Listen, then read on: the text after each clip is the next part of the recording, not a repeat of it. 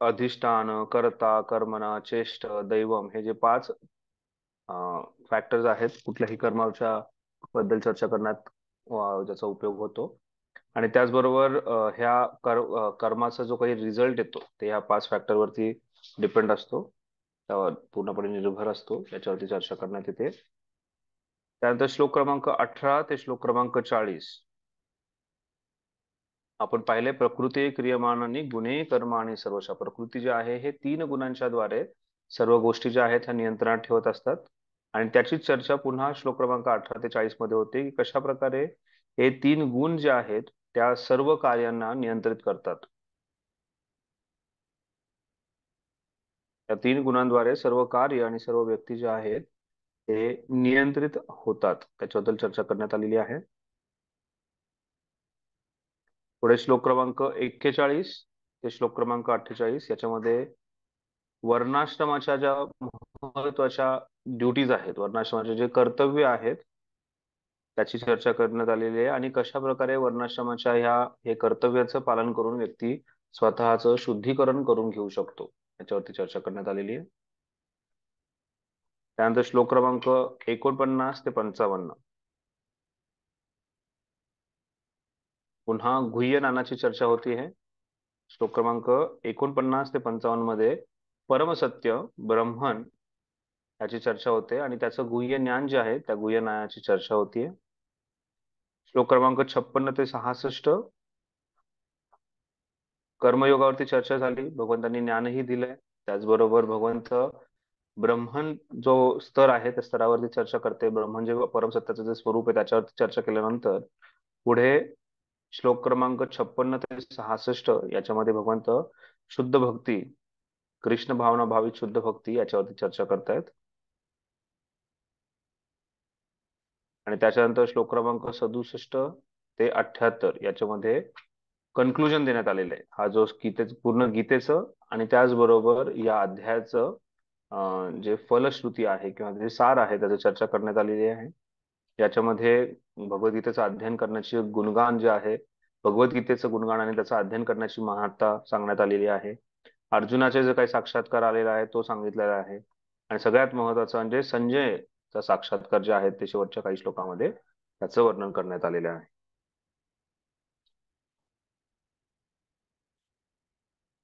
पुन्हा एकदा सांगतो, श्लोक क्रमांक 1 ते 12 मध्ये आपण या भवबंधनातून मुक्त होण्यासाठी कर्मयोगाचं पालन, श्लोक क्रमांक 13 ते 17 मध्ये कोणत्याही कर्माचे पाच फॅक्टर्स कसे आहेत त्याची चर्चा, त्यानंतर श्लोक क्रमांक 18 ते 40 मध्ये कशा प्रकारे तीन गुणांद्वारे व्यक्तीच्या प्रत्येक कार्य जे आहे हे नियंत्रणात आहे, त्यानंतर श्लोक क्रमांक 41 ते 48 मध्ये आपण पाहतो की वर्णाश्रमाद्वारे कसे व्यक्तीचं शुद्धीकरण होऊ शकतं.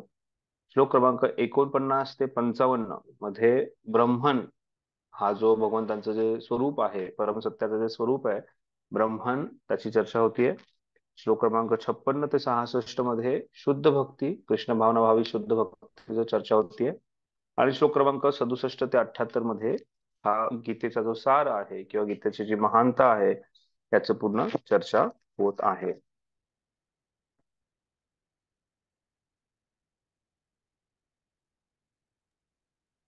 प्रभूजी पहिला एकदा परत सांगता का, 1 नंबर? 1 ते 12 श्लोक क्रमांक याच्यामध्ये भगवंत कशा प्रकारे कर्मयोगाद्वारे व्यक्ती मुक्त होऊ शकतो याची चर्चा करतायत. कारण अर्जुनाने तिथे प्रश्न विचारलाय, संन्यास आणि त्याग म्हणजे काय.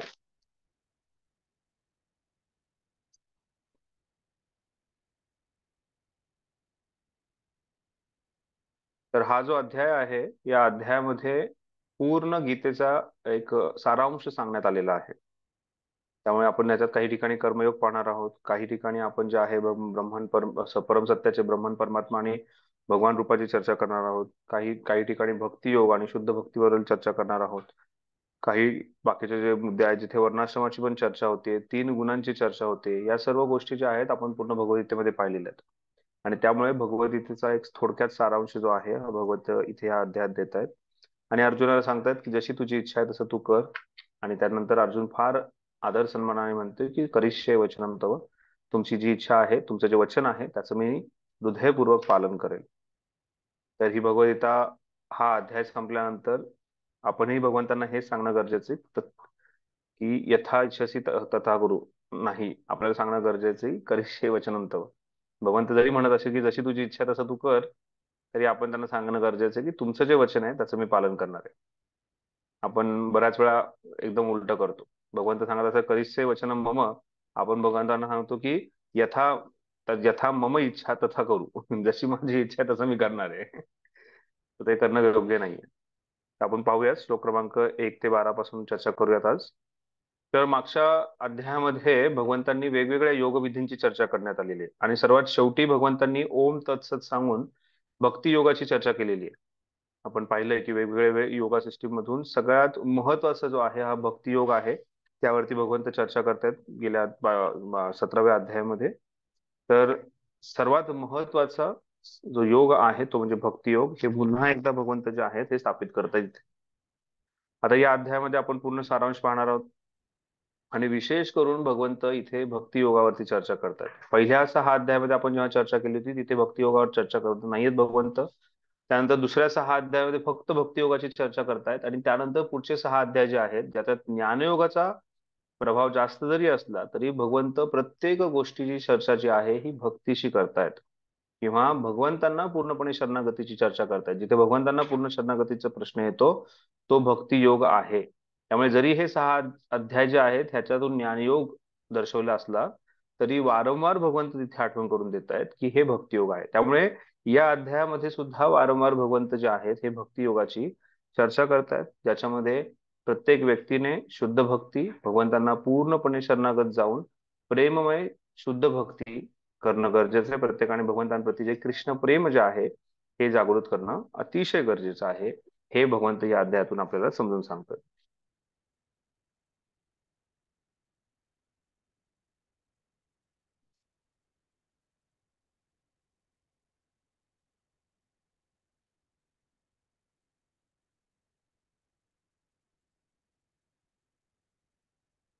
अर्जुन उवाच संन्यासस्य महाबाहो तत्त्वमिच्छामि वेदितुं त्यागस्य च ऋषिकेश पृथक्केषु निषूधन.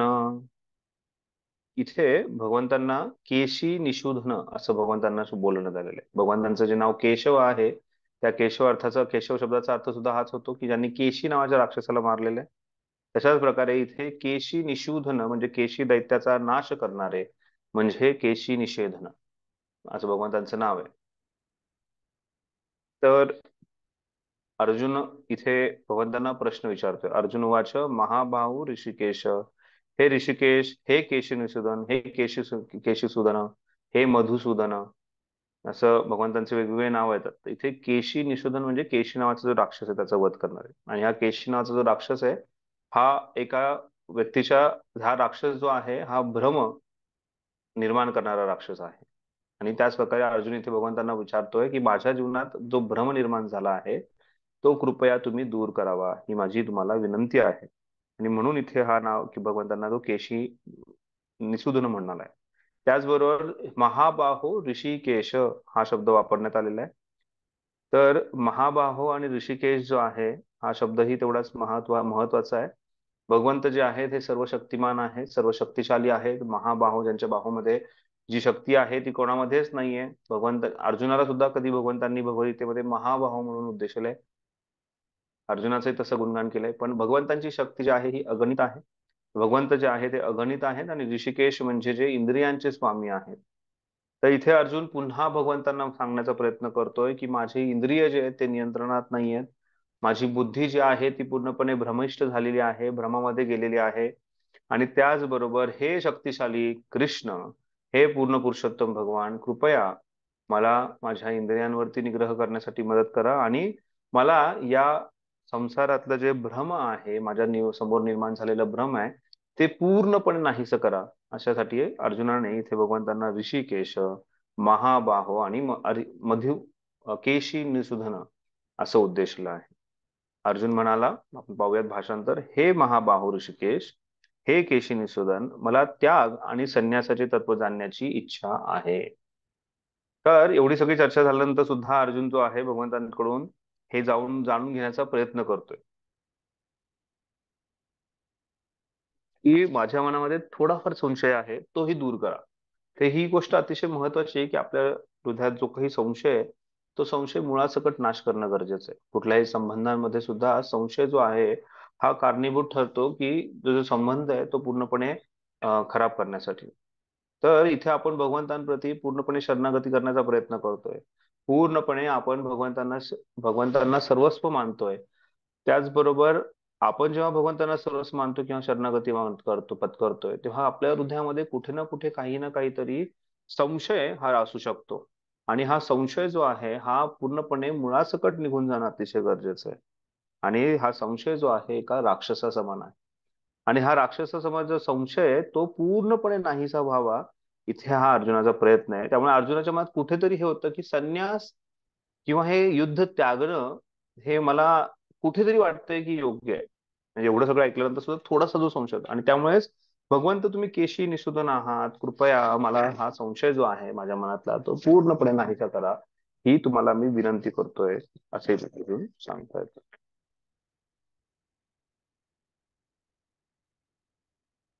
तर इथे अर्जुनाला दोन गोष्टी जाणून घ्यायच्या आहेत. संन्यास आणि त्याग काय आहे हे त्याला जाणून घ्यायचं आहे. जेणे भगवंतांनी ह्याच्या आधी बऱ्याच वेळा संन्यास आणि त्यागावरती चर्चा केलेली आहे. पण तरीही भगवंत जे आहेत हे म्हणजे एखादा लहान मुलगा असतो ना, तो बाबांबरोबर किंवा आईबरोबर कुठे चालला की प्रश्न विचारतात, बाबा ते काय आहे? ते असं काय? ते काळच काय? ते असं का फिरतं? ते तसं का फिरतंय? असे लहान लहान प्रश्न आहेत. बाबा वैतागतो, अरे काय आहेत बस कर ना.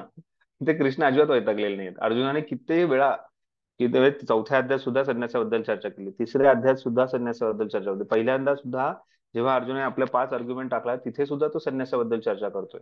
त्यानंतर अर्जुन पुन्हा 6व्या अध्यायात संन्यासाबद्दल चर्चा करतोय.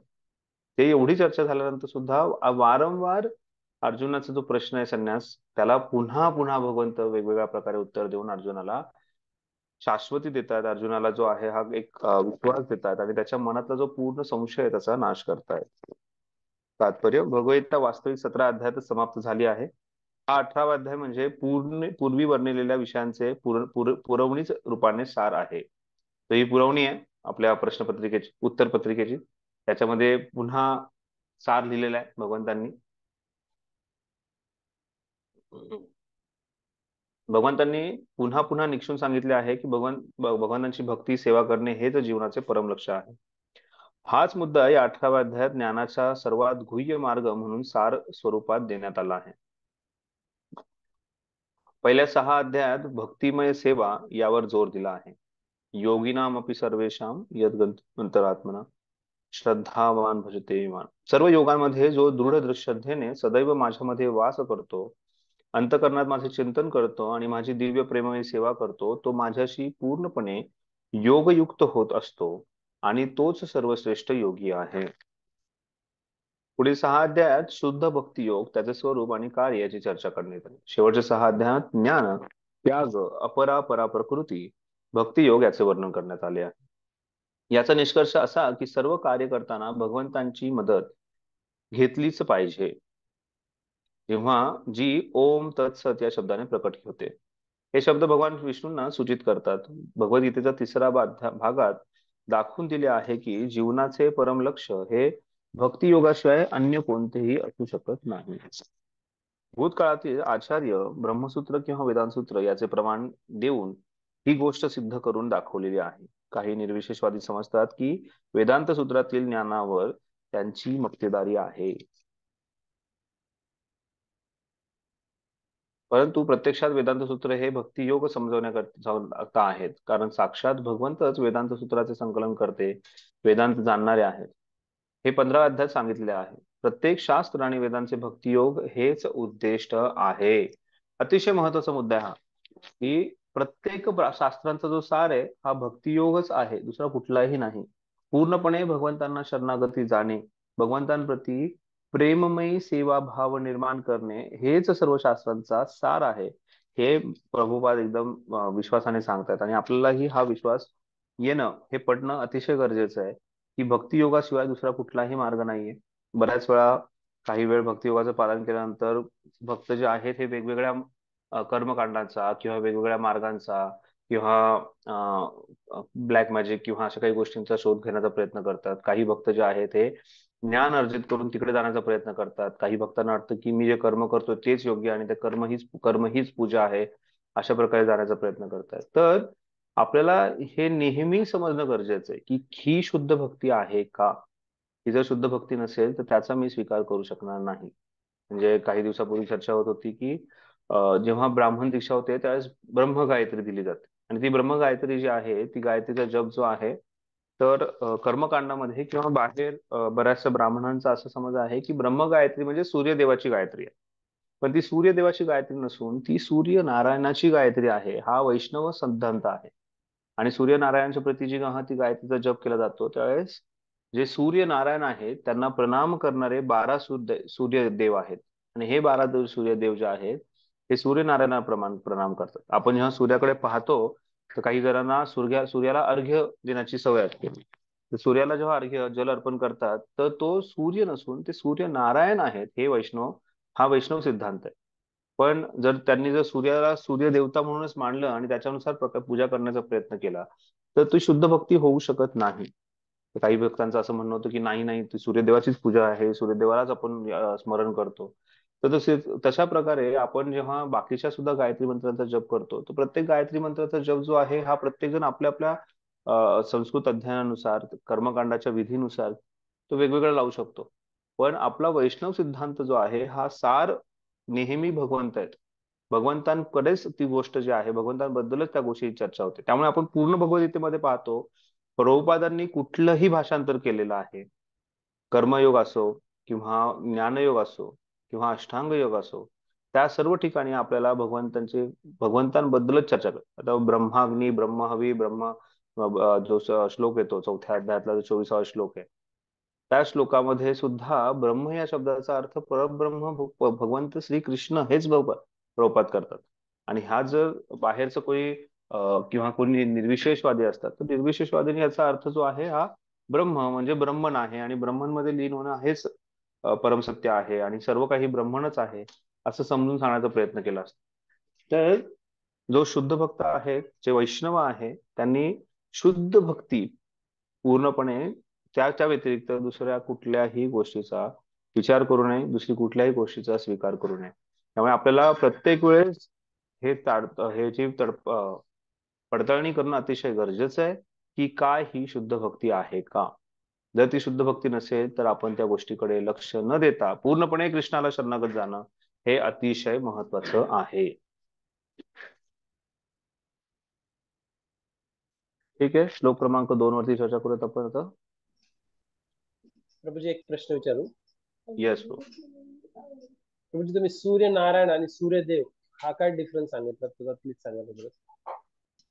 सूर्यामध्ये जी काही शक्ती येते ती सूर्यनारायणांकडून येते. सूर्यनारायण म्हणजे नारायणांचं रूप आहे, जे नारायणांचं एक विशेष रूप आहे ज्यांना सूर्य. हे 12 सूर्य जे आहेत हे नेहमी ह्या ब्रह्मांडामध्ये हे रोटेशन करत असतात, फिरत असतात. तर जी डिस्क आहे, आपण हे सगळं जे आहे 5व्या स्कंदामध्ये शिकणार आहोत, त्या डिस्क वरती जेव्हा सूर्यचं पूर्ण रोटेशन होतं, त्या 6 ट्रॅक आहेत, त्या 6 ट्रॅक नुसार 6 ऋतू येतात. तर हे जेव्हा रोटेशन होत असतं तर तिथे जे विग्रह आहेत, त्या रथामध्ये बसलेले जे देवता आहेत, हे सूर्य देवता नसून ते सूर्यनारायण बसलेले आहेत. आणि ह्या सूर्यनारायणांना प्रणाम करण्यासाठी 12 सूर्य जे आहेत ते देवता आहेत वेगवेगळ्या प्रकारे, ते येऊन त्यांना प्रणाम करतात, त्यांच्याकडून आशीर्वाद घेतात, त्यांचं गुणगान करतात आणि त्यानंतर ते पुन्हा आपले जे काही कार्य आहे त्या कार्यासाठी निघून जातात. आणि हे वारंवार होत असतं. तर त्यामुळे आपल्यासाठी जे सूर्य आहेत ज्यांचं आपण रोज दर्शन घेतो सकाळी, ते सूर्य देवता नसून ते आपल्यासाठी सूर्यनारायण आहेत. जे नारायण रूप आहे त्यांचं सूर्याचं, त्यांना आपण प्रणाम करतो. हे आपल्याला समजणं गरजेचं आहे. आणि त्यामुळेच अर्घ्य अर्पण म्हणजे करणं किंवा त्यामुळे सूर्याची पूजा करणं किंवा सूर्य नामस्कार करताना मित्राय स्वाहा, रवे स्वाहा वगैरे किंवा असं करणं हे योग्य नाहीये. आपण त्याच्याऐवजी भगवंतांना स्मरण करून आपण त्या सर्व गोष्टी करू शकतो. जेव्हा आम्हाला आठवतंय की आम्हाला जेव्हा सूर्यनमस्कार आश्रममध्ये शिकवले होते, एक दक्षिण भारतातले एक प्रभूजी आहेत, काय त्यांचं नाव, फेमस आहे बऱ्यापैकी ते या सर्व गोष्टी शिकवणं. तर त्यावेळेस आम्हाला त्यांनी सांगितलं की कशा प्रकारे भगवंतांचं नाव घेऊन आपण जे आहे हे सूर्यनमस्कार केले पाहिजे. त्यामुळे मी जेव्हा सूर्यनमस्कार करतो, ओम केशवाय नमः, ओम नारायणाय नमः, माधवाय नमः, ओम गोविंदाय नमः म्हणून करतो. तर सांगण्याचं तात्पर्य हे आहे की आपण भगवंत सोडून दुसऱ्या कुठल्याही गोष्टीचा आश्रय घेणं योग्य नाहीये. आपल्याला फक्त आणि फक्त भगवंतांवरती निर्भर राहायचंय, त्यांचा आश्रय घ्यायचा आहे. बाकी दुसऱ्या कुठल्याही गोष्टीचा आश्रय घ्यायचा नाहीये. ठीक आहे प्रभू. प्रभूजी आपण जे चौथ्या अध्यायाच्या सुरुवातीला प्रभूजी सूर्यदेव विवस्वानाचं वर्णन होतं. हम्म. सूर्यदेव विवस्वान म्हणजे तुम्ही त्यांना ते सूर्यदेव ते म्हणता आणि सूर्यदेव सूर्यनारायण आहेत, म्हणजे ते भगवान श्रीकृष्ण. सूर्यदेव आहेत, ते हा, सूर्यनारायण नाही आहेत. अच्छा, ठीक ठीक आहे प्रभूजी, ओके, थँक्यू. ठीक आहे. श्लोक क्रमांक 2. श्री भगवान उवाच काम्यानां कर्मणां न्यासं संन्यासं कवयो विदु सर्व कर्म फलत्यागम प्राहुस्त्यागम विचक्षणा. इथे कृष्ण जे आहेत हे संन्यास आणि त्याग यांची व्याख्या सांगतात. इथे पूर्णपणे भगवान सांगतात की संन्यास म्हणजे काय आणि त्याग म्हणजे काय. कामन्याम कर्मणां न्यासम संन्यासम कवयो विदु. भगवान म्हणाले की भौतिक इच्छांवर आधारलेल्या कर्माच्या त्यागाला विद्वज्जन संन्यास असे म्हणतात. त्याच्या आधी भगवंतांनी संन्यास आणि एक योगी याची व्याख्या सांगितलेली. कोणी सांगू शकेल कुठे सांगितले भगवंतांनी संन्यास आणि योग याची व्याख्या? कोण या व्यक्तीला संन्यासी म्हणून ओळखलं जातं किंवा सहाव्या या अध्याय व्यक्तीला? यस सहाव्या माताजी. सहाव्या अध्यायात 6व्या अध्यायामध्ये काय सांगितलंय? बरोबर आहे. म्हणजे म्हणजे सर्व इंद्रियांवर नियंत्रण ठेवून जो योगी भगवंताची भक्ती करतो, भगवंतांनाच स्मरण करतो, तो खरा संन्यासी किंवा योगी आहे. म्हणजे भगवंतांबद्दलच हा, भक्ती असतो. म्हणजे अष्टांग योगी भक्तीची वगैरे, चर्चा कुठेच नाहीये त्याच्यामध्ये. पण प्रभुपदांच्या पर्पट मध्ये त्यांनी शेवटी अच्छा, सांगितलं. बरं बरं, ठीक आहे. अजून अजून कोणी सांगू शकतं? 6व्या अध्यायात सुरुवातीलाच भगवंतांनी याची चर्चा केलेली आहे. सुरुवातीच्या पहिल्या 2-3 श्लोकामध्येच भगवंत कोण संन्यास आणि कोण योगी याची चर्चा करतात. तिथे एक महत्वाचा मुद्दा येतो, तो म्हणजे जो व्यक्ती आपलं दिलेलं जे कर्तव्य आहे, कर्म आहे, हे योग्य रीतीने करतो आणि त्याचबरोबर तो परब्रह्म परमसत्याची योग्य प्रकारे पूजन करतो, योग्य प्रकारे त्यांना शरणागती दाखवतो, योग्य प्रकारे आध्यात्मिक कर्म म्हणजे त्यांचं जे नियमित कर्म आहे आणि आध्यात्मिक कर्म आहे हे योग्य प्रकारे करतो, तो व्यक्ती संन्यासी म्हणून ओळखला जातो. त्याच्याबद्दल भगवंत चर्चा करतात. तर तशाच प्रकारे इथे भगवंत जे आहेत इथे पुन्हा संन्यास आणि त्याग याची चर्चा करतात. अर्जुनाला सांगतात की संन्यास आणि त्याग म्हणजे काय. भौतिक इच्छांवर आधारलेल्या कर्माच्या त्यागाला विद्वजन संन्यास असे म्हणतात आणि सर्व कार्यांच्या फलांचा त्याग करणाऱ्याला बुद्धिमान लोक त्याग असे म्हणतात. तर 2 गोष्टी त्याच्यामध्ये. संन्यास म्हणजे वैराग्य आणि वैराग्य म्हणजे आपले जे काही काम्य कर्म आहे. इथे काम्यानाम कर्मानाम कर्मणा हा शब्द वापरलेला आहे. त्यामुळे काम्य कर्म आहे. काम्य कर्म म्हणजे सकाम कर्म याला समजू शकतो किंवा ज्या कर्माच्या कामना व्यक्ती करत असतो, त्या सर्व ज्या काम्य कर्म आहेत यांचा त्याग करणे, यांना सोडून देणे म्हणजे भौतिक इच्छांवर आधारलेल्या कर्माचा त्याग करणे याला संन्यास असं म्हटलं जातं.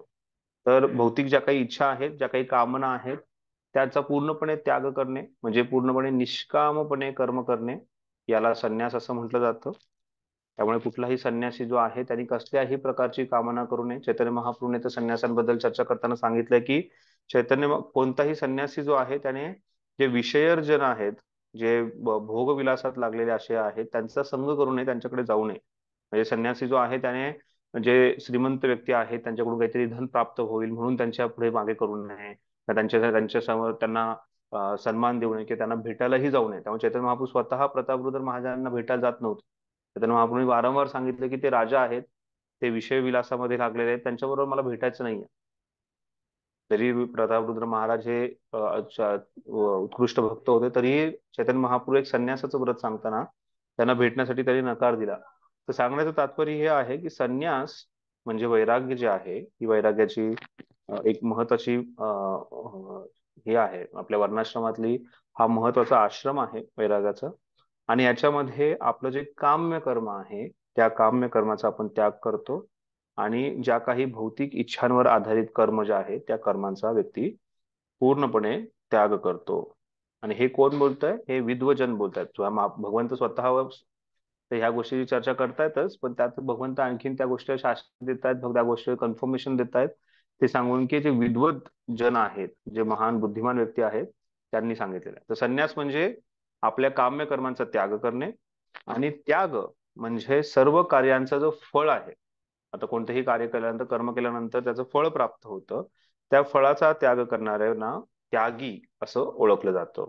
म्हणजे त्या कोणत्याही फळाचा तो मी भोगता नाहीये. आपण निष्काम कर्मयोगामध्ये पाहिलेली ही गोष्ट आहे. त्याच्यामध्ये आपण पाहिलंय की व्यक्ती कोणतंही कर्म करतो, त्या स्वतःला करता समजत नाही. कर्माचं जे फळ आहे ते भगवंतांना अर्पण करतो, आणि त्याचबरोबर तो जो आहे हे कर्म करत राहतो. तर एक त्यागीजन जो आहे, जे काही फळ प्राप्त होतं ते भगवंतांना अर्पित करतो.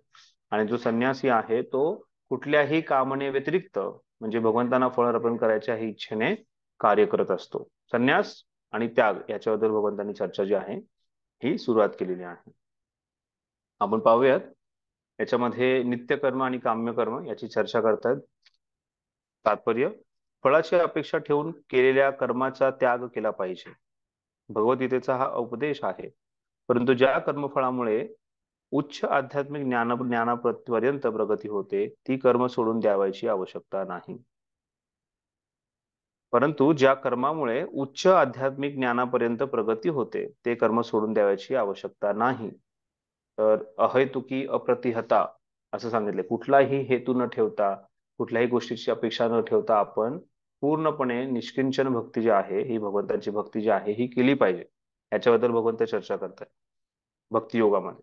त्यामुळे जसं रूप गोस्वामीपाद सांगतात, तशाच प्रकारे कर्म करताना सुद्धा कुठल्याही फळाची अपेक्षा ठेवायची नाहीये. त्या फळाची जी अपेक्षा ठेवून जो कर्माचा त्याग केला पाहिजे, आणि त्याचबरोबर फळाची अपेक्षा ठेवून केलेल्या कर्माचा त्या व्यक्तीने त्याग केला पाहिजे. कुठल्याही फळाची अपेक्षा ठेवलेलं जर कर्म असेल तर त्याचा त्याग केला पाहिजे. आणि हाच उद्देश त्यांना सांगतायत की ज्या कर्मामुळे उच्च आध्यात्मिक ज्ञानाची प्रगती होते. पण असा त्याग करत असताना जेव्हा जर उच्च आध्यात्मिक ज्ञानाची जर प्रगती होत असेल, म्हणजे आपल्याला जर अध्ययन करायचं आहे आणि त्या शास्त्र पठण करणं हे एक कर्म करतोय आपण, तर त्याचं पालन केलं पाहिजे. त्याच्यातून आपण वेगवेगळ्या गोष्टी शिकणं, अर्जित करणं हे करणं गरजेचं आहे. त्याचा त्याग करू नये, प्रभुपाद सांगतात. ही अतिशय महत्वाची गोष्ट. एखादं पुढे उदाहरण देऊ शकता का प्रभूजी?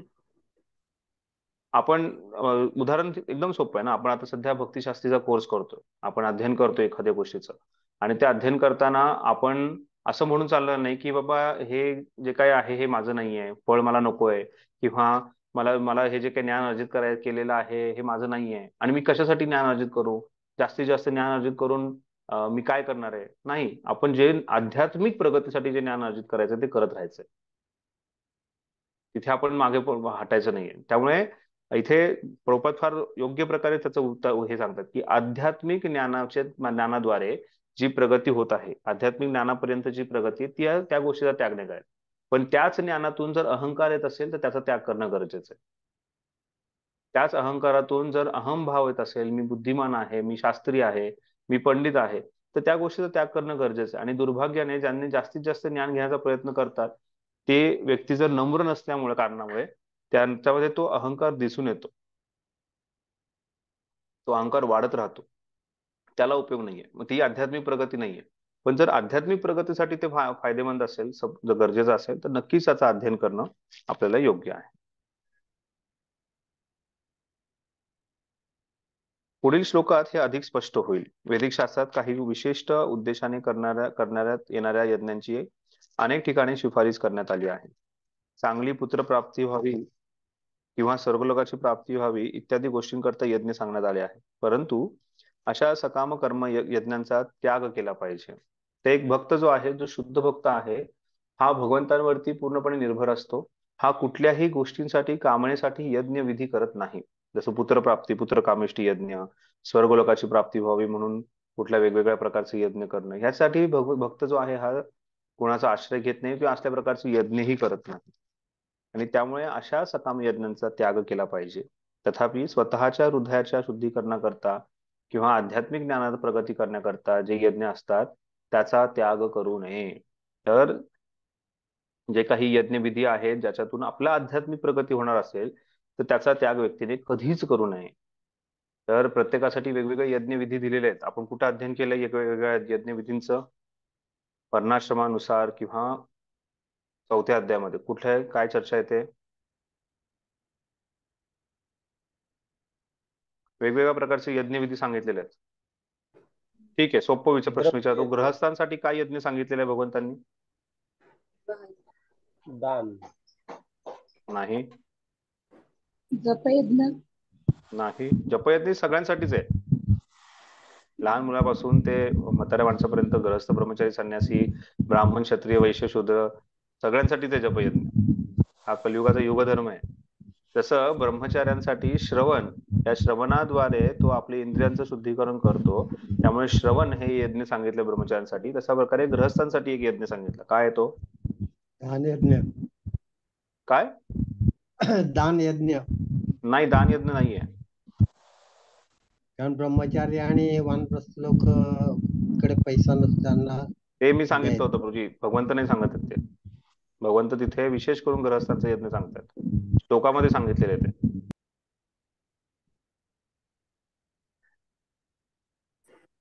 देवी देवतांना प्रसन्न करण्यासाठी यज्ञ करणे. गृहस्थांची जी जबाबदारी आहे तो गृहस्थांचा यज्ञ आहे. नाही नाही, मग चांगल्या रीतीने उपासना करून ते परब्रह्माची प्राप्ती आहे, म्हणजे स्टेप बाय स्टेप जाऊन करू शकतो. नाही, अजिबात नाही. चौथा अध्याय, श्लोक क्रमांक 26. श्रोतांद्रिय आणि इंद्रियानी.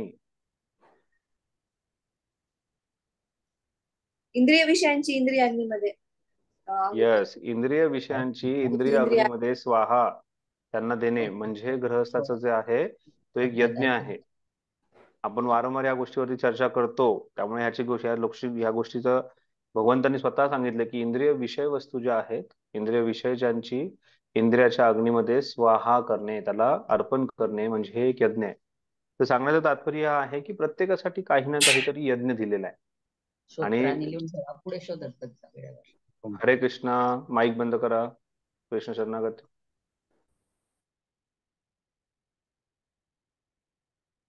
तर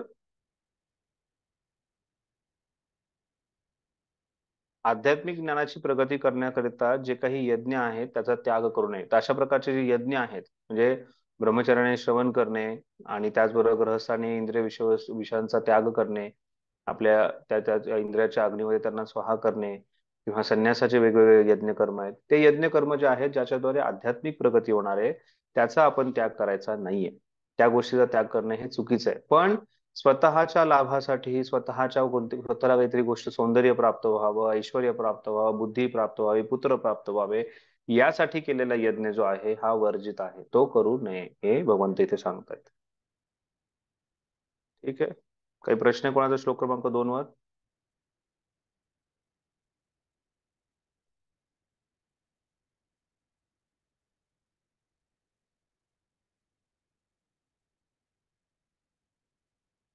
तर काम्यकर्म ना, ह्याचं हे समजणं तेवढंच महत्वाचं आहे. काम्यकर्म म्हणजे आपले जे स्वतःचे जे काही इच्छा आहेत, भौतिक इच्छा विशेष करून, त्या भौतिक इच्छा पूर्ण होण्यासाठी केलेले जे कर्म आहे त्याला काम्यकर्म असं म्हटलं जातं.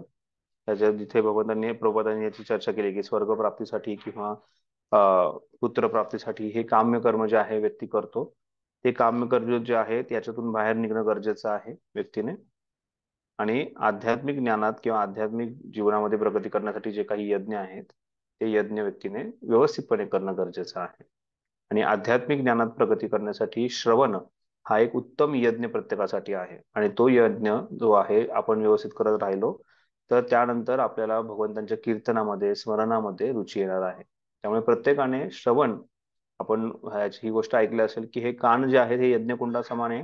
आणि जेव्हा आपण श्रवण करतो, जेव्हा आपण हरे कृष्ण महामंत्राचं जप करतो, त्यावेळेस त्या कानाद्वारे ते हृदयात जाऊन हृदयाचं आणि सर्व इंद्रियाचं शुद्धीकरण करतो. ठीक आहे.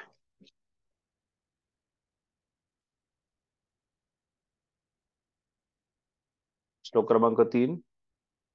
त्याज्यम दोष व्यदिक्ते ते के कर्म प्राहुर्मनीषिणम यज्ञ दान तप कर्म न त्याज्यमितिम चापरे.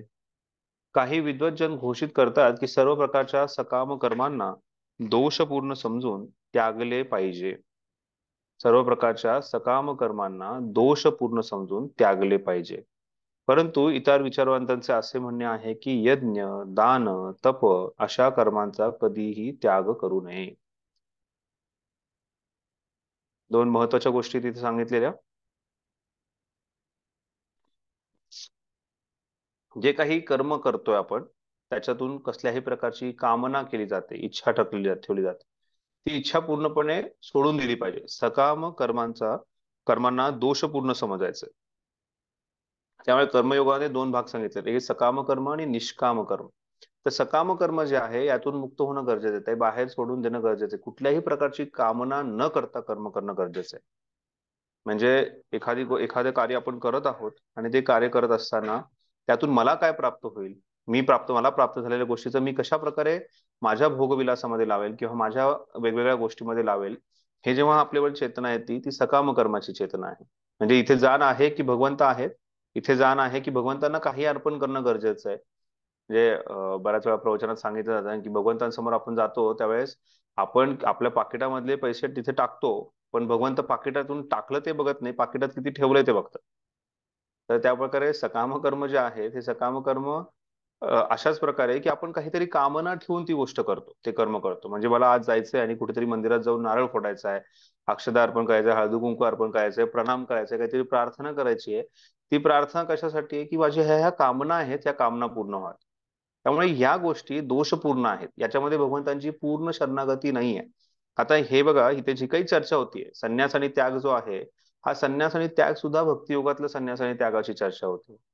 हा संन्यासी जो आहे हा कर्मांचा त्याग करतोय म्हणजे काय, सकाम कर्मांचा त्याग करतोय म्हणजे तो भगवंतांना पूर्णपणे शरणागत जातोय. तो कर्मफळांचा त्याग करून हे माझं नाही, इदम कृष्णाय इदम न मम, हे माझं नाहीये, हे कृष्णाचं आहे, हे तो स्वतःहून सांगतोय. तर त्या प्रकारे सकाम कर्मांचा त्याग करणं. आणि का करणं, कारण हा सकाम कर्म जे दोषपूर्ण आहे. मग हे सांगितल्यानंतर भगवंत पुढे म्हणतायत पण यज्ञ करताना व्यक्ती किंवा कोणतीही गोष्ट करताना, कोणतेही कर्म करताना, विशेष करून असे काही कर्म असतात ज्याच्यामध्ये यज्ञ केला जातो. यज्ञ म्हणजे विष्णू प्रित्यर्थ केलेलं कार्य आहे. दान करताना सुद्धा आपण मागच्या अध्यायात पाहिलं की दान कशा प्रकारे करावे, कोणत्या तीन गुणांमध्ये वेगवेगळ्या प्रकारचे दान असतात. किंवा तपस्या जी आहे ही वेगवेगळ्या प्रकारे घडू शकते. तर हे करत असताना जर व्यक्तीची आध्यात्मिक प्रगती होत असेल, हे दान, तप आणि यज्ञ याच्याद्वारे जर व्यक्तीची आध्यात्मिक प्रगती होत असेल तर त्या गोष्टीचा त्याग करू नये. तर या दोन्ही, ह्याच्या आणि मागच्या श्लोकातही दोन्ही गोष्टींचा आपण जर थोडासा समजण्याचा प्रयत्न केला तर भगवंत आपल्याला इथे फार उत्तम प्रकारे सांगतायत की कशा प्रकारे आपण जे काही आध्यात्मिक प्रगतीसाठी, मग ते ज्ञान असू शकतं, ते दान असू शकतं, यज्ञ असू शकतो, तप असू शकतो, तर आध्यात्मिक प्रगतीसाठी जे काही गरजेचं आहे त्याच्यातून आपली आध्यात्मिक प्रगती होणार, त्याचा त्याग नाही करायचा. जर आध्यात्मिक प्रगती होत नसेल आणि त्याच्यातून फक्त भौतिक इच्छा निर्माण होत असतील ज्या दोषरहित आहेत, त्याचा लगेच त्याग करणं गरजेचं आहे. त्यामुळे आपण सुद्धा आपल्या जीवनात हे पाहणं गरजेचं आहे की मी ही एखादी अमुक गोष्ट करतोय, ही गोष्ट करत असताना काय मी आध्यात्मिक प्रगती करण्याचा प्रयत्न करतो. त्यामुळे आपल्याला प्रत्येक वेळेस हा प्रश्न विचारणं गरजेचं आहे की मी हे कार्य करत असताना कृष्ण आणि भगवंत प्रसन्न होणार आहेत का. जर त्याचं उत्तर नाही असेल तर त्या गोष्टीमध्ये आपण उतरू नये. जर त्या गोष्टीमध्ये बऱ्याच वेळा फायनान्शियल इन्व्हेस्टमेंट असू शकते किंवा रिलेशनशिप मधली इन्व्हेस्टमेंट असू शकते किंवा वेगवेगळ्या प्रकारचे आवडी निवडीच्या कार्य गोष्टी आपण करत असू शकतो. त्या गोष्टी करत असताना आपल्याला हा प्रश्न विचारणं गरजेचं आहे की काय ही गोष्ट भगवंतांना आणि गुरूंना प्रसन्न करणार आहे. आणि जेव्हा आपल्याला त्यावेळेस कळेल की नाही तर नाही, हो तर आपण ते गोष्ट नक्की करू शकतो. आणि ही आपली शरणागतीचं हे एक प्रतीक आहे. त्याचबरोबर आणि हे अतिशय सोपं समजायला, आपल्याला त्यासाठी गुरु आणि कृष्णांची वाट पाहिजे नाही त्यांच्या उत्तराची. आपल्याला नक्कीच समजेल, कारण आपण तेवढं शास्त्राचं अध्ययन केलंय, तेवढं प्रवचन ऐकलेलं आहे, तेवढ्या गोष्टी समजल्या. त्यामुळे आपण कोणतंही कार्य करत असताना जर त्याच्यात भौतिक इच्छा असतील तर त्यांचा त्याग करणे, आणि तेच करत असताना यज्ञ, दान, तप, ज्ञान हे अर्जित करताना जर आध्यात्मिक प्रगती होत असेल तर त्याचा त्याग करू नये. यस विनायक प्रभू. नाही प्रभूजी, काही प्रश्न नाही. ओके. तात्पर्य, वैदिक शास्त्रात अशा अनेक कर्मांचा उल्लेख आहे ज्याच्या विषयी मतभेद आहेत. उदाहरणार्थ असे म्हटले जाते की यज्ञात पशूंचा बळी देता येतो, पण काहींचे म्हणणे असे आहे की पशुहत्या ही पूर्णपणे निंद्य आहे. वैदिक शास्त्रात यज्ञातील पशुहत्येची जरी उल्लेख असला तरी त्याचा यज्ञबळी म्हणून मारलेला पशु मरतो असे समजले जात नाही. यज्ञाच्या योगाने पशुला नवीन जीवन प्रदान केले जाते. कधी या पशुला यज्ञात बळी दिल्यानंतर नवीन पशु देह दिला जातो, तर कधी त्या पशुला तात्काळ मनुष्य शरीर प्रदान केले जाते. परंतु यासंबंधी विचारवंतांमध्ये मतभेद आहेत. काही जण म्हणतात की विशेष यज्ञांकरता पशुहत्या इष्ट आहे. यज्ञ कर्मासंबंधी ही जी सर्व निरनिराळी मते आहेत त्यांच्याविषयी आता स्वतः भगवंत स्पष्टीकरण करीत आहेत. तर त्यागाचे दोन वेगवेगळे इथे भगवंत आता खूप छान उत्कृष्ट वगैरे चर्चा करतात अर्जुनासमोर. अर्जुना स्वतःचं मत तर 17व्या अध्यायापर्यंत सगळं काही सांगितलं. आता भगवंत मत मांडताना सांगतायत की फक्त मी नाही, असे भरपूर विद्वजन आहेत, भरपूर विचारवंत आहेत, हे चर्चा करतायत. आणि त्यामुळे तिसऱ्या श्लोकात भगवंतांनी दोन प्रकारच्या विचारवंतांची चर्चा केली. एक समजा सर्व कर्मांचं जे सकाम कर्म आहेत, जे दोषविरहित आहेत, त्यांचा त्याग करणं गरजेचं. दुसरे विचारवंत सांगतात की हे करत असताना जर ते यज्ञ असेल, ते दान असेल, तप असेल, तर त्या गोष्टीचा त्याग करू नका. तर आपण पुढे पाहणार आहोत की कृष्ण जे आहे हे त्यागाबद्दल त्यांचं स्वतःचं मत काय ते व्यक्त करणार आहेत. हे प्रश्न आहे श्लोक क्रमांक 3 पर्यंत. श्लोक क्रमांक 4. हरे कृष्ण. यस माताजी. आता हे यज्ञ दान तप जरी झालं तरी हे कर्मांमध्येच मोडतात ना, म्हणजे ते कसे असो, सात्विक असो, राजसिक असो, तामसिक असो. बरोबर. तर त्यामुळेच हा महत्वाचा मुद्दा मी सांगितलाय की आध्यात्मिक प्रगतीसाठी जे काही यज्ञदान तप आहेत त्याचं पालन करायचंय. जर ते यज्ञदान तप जे आहेत हे राजसिक किंवा तमोगुणी असतील तर त्याचं पालन करून आपण आणखीन जास्त गुरफटले जाणार. त्यामुळे त्याचं पालन करायचं नाही. त्यामुळे दोन बोला. म्हणजे हे अकर्म न करणे म्हणजे आपल्याला जे मंदिरात सांगतात की म्हणजे भगवंताप्रित्यर्थ कर्म करणे, मग थोडक्यात यज्ञदान तप हे सगळं अकर्म न करणे म्हणजे अकर्म न करण्यापेक्षा की भगवंताप्रित्यर्थ कर्म करणे याच्यात मोडू शकतं हे, म्हणजे आध्यात्मिक प्रगती त्याच्यातूनच होणार शेवटी. चांगले ऋषी मुनी तुम्ही मुनी झाले आहात. नाही म्हणजे मला तर बरोबर आहे तुमचा मुद्दा, तुम्ही जो सांगताय तुम्ही, पण त्याच्यामध्ये हेही समजणं गरजेचं आहे. कारण बऱ्याच वेळा आपण आपल्या स्वतःच्या काही गोष्टी प्राप्ती करण्यासाठी काही यज्ञ करतो. बरेच भक्त जे आहेत ते नारायण नागबली करायला जातात जेणेकरून त्यांच्या जीवनामध्ये जे काही दुःख आहेत, जे काही दोष आहेत, बरेच भक्त जे आहेत हे पितृदोषाचं निरूपण करण्यासाठी यज्ञ करतात. काही भक्त जे आहेत ते म्हणजे आहे असं बरंच काही म्हणजे लग्नासाठी, मुलांसाठी, पुत्र कामेष्टी, बरेच काही वेगवेगळ्या प्रकारच्या तपस्या, उपवास ह्या गोष्टी करतात. तर शुद्ध भक्ती म्हणजे पूर्णपणे भगवंतांवरती निर्भर राहणं अतिशय महत्वाचं आहे. मग त्यासाठी आपण इतरस्थ जाऊन ह्या गोष्टी करायच्या की नाही ह्या महत्वाच्या आहेत. हे स्वतः प्रत्येक इंडिव्हिज्युअल व्यक्तीवरती प्रत्येक स्वतःवरती आहे की मला हे करायचंय की नाही. जर एखाद्या व्यक्तीचा तेवढा पूर्ण दृढ विश्वास नसेल किंवा त्या व्यक्तीचा दृढ विश्वास जरी असेल पण तरी त्याला वाटत असेल की ठीक आहे बाबा हे केल्यानंतर जर माझ्या भक्तीसाठी ते प्रेरक आहे तर मी हे करून बघतो, असं असेल म्हणजे प्रत्येकाची श्रद्धा, प्रत्येकाच्या श्रद्धेचं प्रमाण हे वेगवेगळं असू शकतं आणि त्यानुसार व्यक्ती जो आहे हा त्या प्रकारचे कर्म करायला तयार होतो. तर त्यामुळे असे कर्म करत असताना जर ते तुमच्या आध्यात्मिक प्रगतीसाठी गरजेचं असेल, योग्य असेल तर करावं, नाही तर ती गोष्ट करू नये. त्यामुळे इथे सुद्धा दोन विचारवंतांचे जेव्हा मुद्दे मांडलेले आहेत तर त्यांचं म्हणणं आहे की दोषपूर्ण समजणं त्याला गरजेचं आहे. जर सकाम कर्म असेल आणि ते दोषपूर्ण आहे त्यामुळे त्याचा त्याग करायचाच आहे. पण एखादी गोष्ट जी आहे ही काहीतरी कामना आहे पण त्या कामनेचा आधार जो आहे किंवा कामनेचा जो बेस आहे, पाया जो आहे तो आध्यात्मिक प्रगती आहे. तर ती गोष्ट थोड्याफार प्रमाणात करून हळूहळू त्यातून बाहेर निघणं गरजेचं. सकाम कर्म किंवा निष्काम कर्म यातून आपल्याला बाहेर निघायचंच आहे. भगवंतांना पूर्ण शरणागती म्हणजे कर्मयोग नाहीये. त्या निष्काम कर्मयोग हा सुद्धा पूर्णपणे कृष्ण भावना किंवा शुद्ध भक्ती ही नाहीये. निष्काम कर्म हा निष्काम कर्मयोग आहे. त्याला कर्म जे आहे हा व्यक्ती करतच राहतो. पण पूर्णपणे भगवंतांना शरणागती जी भक्तियोगाद्वारे केली जाते ती त्याच्यावरती आहे, त्याच्या पलीकडे. आपण जोपर्यंत आपण देहबुद्धीत आहोत म्हणजे जोपर्यंत म्हणजे देहबुद्धी आहे तोपर्यंत तर कर्म मार्गाने जाणं म्हणजे भाग आहे. मग ते सकाम कर्म आपण जरी शुद्ध भक्ती योगाचं जर पालन करत असेल तरी कर्मयोगाचा त्याग आपण करू शकत नाही. हा. कर्मयोग हा करावाच लागतो, कारण कोणत्या ना कोणत्या प्रकारचं कर्म हे आपण निरंतरपणे करत असतो. त्या प्रत्येक कर्माचं फळ जे आहे हे आपल्याला प्राप्त होत असतं. आणि त्यामुळे आपल्याला जास्तीत जास्त प्रयत्न करायचे आहे, जे भक्तियोगात शिकवलंय ते म्हणजे अकर्म, म्हणजे भगवंतांच्या प्रित्यर्थ कर्म करणं. ठीक आहे. येस उज्ज्वल गोपी माताजी. हरे कृष्ण. हं. प्रभूजी, हे याच्या संदर्भातच विचारायचं मला, की आता मी भक्तिशास्त्री करते आणि मला माझी मानसिकता अशी आहे की मला ह्या गोष्टी आता मला क्लिअर पाहिजे सगळ्या. नाहीतर भक्तिशास्त्री करून जर मी परत हा विचार करते की परत कर्मकांड आणि परत देवी देवतांची उपासना करू का नको, कुलाचार कुलधर्म करू का नको, किंवा आता जसं आता कुलाचार करावा लागतो, तर ह्याच्यामध्ये मला आता पुढे भविष्यात कन्फ्युजन नकोय प्रभूजी. म्हणून मला आता म्हणजे ठामपणे असं सांगा की काही गोष्टी कर्तव्य म्हणून करायच्या की नाही करायच्या, किंवा तेवढ्यात आपण त्या स्तरावर नाही, शुद्ध स्तरावर तर एक कुलधर्म कुलाचार म्हणून पाळाव्यात का नाही पाळाव्यात. जर तुम्ही पूर्णपणे काय भगवंतांना करायचं शरणागत, गुरूंना नेमकी? शरणागत जाण्याची तुमची इच्छा असेल तर त्या गोष्टींचं पालन नाही केलं तरीही चालणार आहे. त्या गोष्टींचं पालन करू नये. जर पण एखाद्या, त्यामुळेच मी सांगितलं प्रत्येक व्यक्तीची श्रद्धा आणि विश्वास हा वेगवेगळा असू शकतो.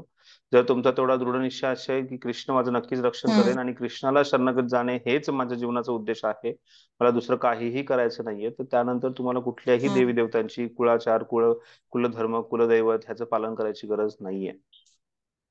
जेव्हा आपण यस्मिन तुष्टे जगत्तुष्ट कृष्ण सांगतायत, तेव्हा कृष्णाला जर शरणागत जात असेल तर सर्व संतुष्ट होणार आहे, हे आपल्याला जाणून घ्यायचं गरजेचं आहे. आणि त्यामुळे आपल्याला फक्त आणि फक्त कृष्णाचा आश्रय घेणे, कृष्णाला शरणागत जाणे हेच आपल्या जीवनाचं उद्देश. आता इथे कृपया ही चर्चा चालू करू नका की मग ह्या देवताची पूजा ह्या अशा प्रकारे, तसं आमच्या घरामध्ये आमचं हे, आपण याच्यावरती वारंवार चर्चा केली आहे. पण जर तुम्ही विचारत असाल शुद्ध भक्ती म्हणजे काय, तर शुद्ध भक्ती म्हणजे फक्त आणि फक्त कृष्णाची शरणागती. जो गौडी वैष्णव आहे तो कशाही प्रकारे दुसऱ्या देवी देवतांची पूजा करायला जात नाही, त्यांना शरणागती दाखवत नाही, त्यांच्या प्रकारचे कुठलेही पूजा अनुष्ठान यज्ञ विधी करत नाही. आपल्याकडे जे यज्ञ कर्म केले जातात, जे संस्कार केले जातात, त्या संस्कारांमध्ये सुद्धा शतक्रिया सारदीपिका हरिभक्ती विलास ह्याच्यामध्ये जे यज्ञ विधीचं वर्णन केलेलं आहे, त्या यज्ञामध्ये सर्वात पहिल्यांदा वरुण देवतांना आवाहन केलं जातं. कुठल्याही वास्तुशांती गृहप्रवेशाचा यज्ञ आहे किंवा कुठल्याही यज्ञाची सुरुवात जी आहे ही गणेश पूजनाने होते, विनायकाच्या पूजनाने होते. पण आपल्याकडे भगवंतांचे जे विष्णू अवतार आहेत, विवस्वाने काय त्यांचं नाव आहे, तर त्यांना गणपतीच्या ठिकाणी ठेवून त्यांची पूजा केली जाते. त्यांना प्रमुख मानून भगवंतांचा जो आहे त्यांची पूजा करून आपण कुठल्याही अनुष्ठानाची पूजाची यज्ञाची विधी सुरुवात करतो. तिथे सुद्धा आपण भगवंतांचा जो अवतार आहे त्याचीच पूजा करतो. जसं मी सूर्यनारायण सांगितलं, ब्रह्मगायत्री सर्व जे ब्राह्मण आहेत ते ब्रह्मगायत्रीचा जप करताना ते सूर्यनारायणाची नाही, सूर्याची पूजा करतात. पण आपला गौडीय वैष्णवांचा जो समज आहे किंवा प्रत्येक वैष्णव संप्रदाय समज आहे की ते सूर्य नारायण आहेत, त्या नारायणाची पूजा करतो आपण, आणि त्याच्या पाठीमागे कोण आहेत ते सूर्यनारायण हेही आपण समजून घेतो. तर अशा प्रकारे आपण कोणतंही कार्य करताना जर ते कृष्णाशी संबंधित असेल तर आपण करतो, नाही तर आपण कृष्ण भक्तीमध्ये दुसरा कुठल्याही देवदेवताची पूजा करत नाही. कारण हा प्रत्येक भक्ताचा दृढ विश्वास असतो की कृष्णाची जर मी सेवा केली तर मी मुळाला पाणी घालतोय आणि त्याच्याद्वारे बाकी सर्वजण संतुष्ट होणार आहेत, मला दुसऱ्या कोणाचीही शरणागती स्वीकारायची गरज नाहीये. श्रीपाद रामानुजाचार्यांची कथा याच्या आधी सांगितली मी. श्रीपाद रामानुजाचार्य जेव्हा दक्षिण भारतामध्ये जेव्हा रंगनाथ स्वामींचं प्रोसेशन चाललं होतं, परिक्रमा चालली होती, तर परिक्रमा चालू असताना जोरदार पाऊस झाला. तर तिकडे पाऊस येत होता, म्हणून जवळच शिवजींचं मंदिर होतं. तर त्यांनी सगळ्या भक्तांना सांगितलं की लवकरात लवकर रंगनाथजींना तिथे शिवजी मंदिरात घेऊन जा. त्याचा अर्थ असा होत नाही की रंगनाथजींनी शिवजींचा आश्रय घेतला, पण शिवजी पाऊस येतो म्हणून तिथे थांबले. पण स्वतः रामानुजाचार्य त्या पावसामध्ये भिजत उभे राहिले.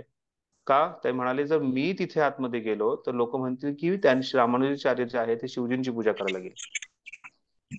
त्यांना माहिती होतं शिवजी जे आहे ते वैष्णवानाम यथाशंभू आहे, ते सर्वश्रेष्ठ वैष्णव आहेत, सर्व काही माहिती होतं. पण त्यांना लोक जे आहेत हे कर्मकांडाच्या विचाराने किंवा लोक जे आहेत हे देवी देवतांची पूजा महत्वाची समजून तिथे आमचे आचार्य शिवजींच्या मंदिरात जाऊन पूजा केली असं समजतील, म्हणून ते मंदिरात गेले नाहीत. हे आचार्याने आपल्या समोर स्थापित केलेलं आहे.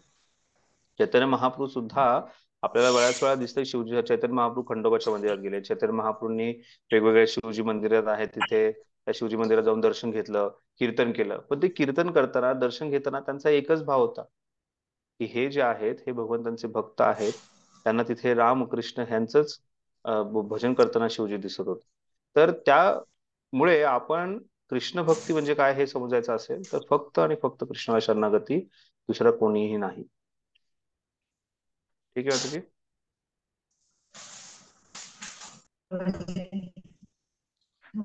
हरे कृष्ण. हरे कृष्ण. जायचं पुढे. काही प्रश्न कोणाला?